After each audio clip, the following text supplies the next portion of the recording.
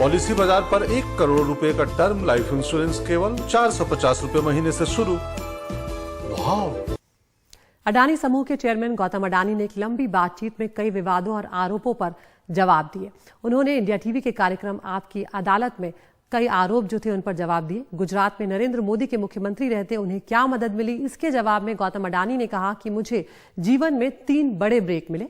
पहला 1985 में जब प्रधानमंत्री राजीव गांधी नई आयात निर्यात नीति लाए और हमारी कंपनी एक ग्लोबल ट्रेडिंग हाउस बनी।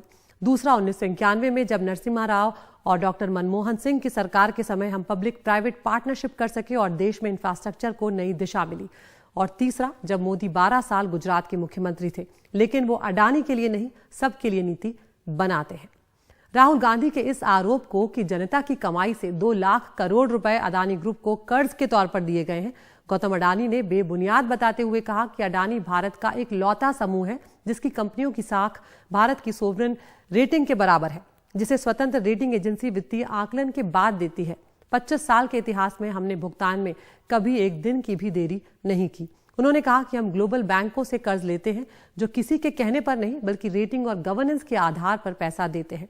पिछले 7-8 साल में हमारा कर्ज 11% बढ़ा, जबकि हमारी आमदनी में 24% का इजाफा हुआ, यानी हमारा मुनाफा कर्ज से कहीं ज्यादा बढ़ गया है।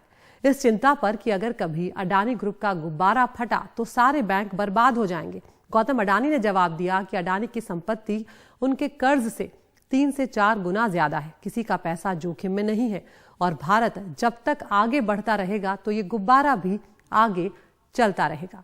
इस आरोप पर कि मुंद्रा पोर्ट पर 2021 में 20,000 करोड़ रुपए, मई 2022 में 5,000 करोड़ रुपए और जुलाई 2022 में 375 करोड़ रुपए के नशीले पदार्थ पकड़े जाने के बावजूद सरकार ने अडानी समूह के खिलाफ कोई कार्रवाई नहीं की। गौतम अडानी ने कहा कि पोर्ट ऑपरेटर का काम सिर्फ सामान चढ़ाना और उतारना है, उसके पास जांच या गिरफ्तारी का कोई अधिकार नहीं होता। ये लोगों को गुमराह करने वाली बात है। अडानी ग्रुप के साथ कोई खास बर्ताव नहीं हुआ।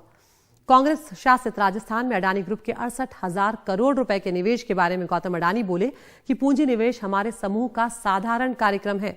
राहुल जी ने हमारे निवेश की तारीफ की है और मैं मानता हूं कि राहुल जी की कोई नीति विकास के खिलाफ नहीं है। हम 22 राज्यों में काम कर रहे हैं, केरल में वाम मोर्चे के साथ, बंगाल में ममता दीदी के साथ, नवीन पटनायक जी, जगमोहन रेड्डी, केसीआर, सबके साथ दावे के साथ कह सकता हूं कि इनमें से किसी सरकार को हमसे कोई तकलीफ नहीं हुई है। कृषि कानून वापस लिए जाने को दुर्भाग्यपूर्ण कदम बताते हुए गौतम अडानी ने कहा कि उन्होंने भारतीय खाद्य निगम के लिए कुछ गोदाम बनाए थे, लेकिन उनमें रखे गेहूं को अडानी समूह ने कभी नहीं खरीदा। भारत की कमनसीबी थी कि उसे राजनीतिक रंग देकर खारिज कर दिया गया। भारत दुनिया भर को अनाज सप्लाई कर सकता है, लेकिन इंफ्रास्ट्रक्चर की कमी सबसे बड़ी समस्या है। यह अडानी समूह के फायदे का नहीं, देश की जनता की जरूरत का सवाल है।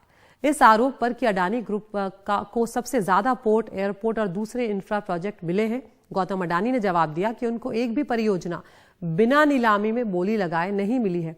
गौतम अडानी ने कहा कि वो जहां बोली ना लगे उस कारोबार में नहीं जाते क्योंकि उसमें विवाद होता है। उन्होंने ये भी कहा कि राहुल गांधी ने भी उन पर नीलामी प्रक्रिया में गड़बड़ी करने का आरोप नहीं लगाया है।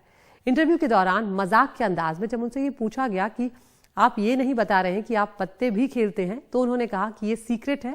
मैं रात को जब घर जाता हूं तो अपनी पत्नी प्रीति अडानी के साथ रमी खेलता हूं और ज्यादातर टाइम वही जीतती हैं।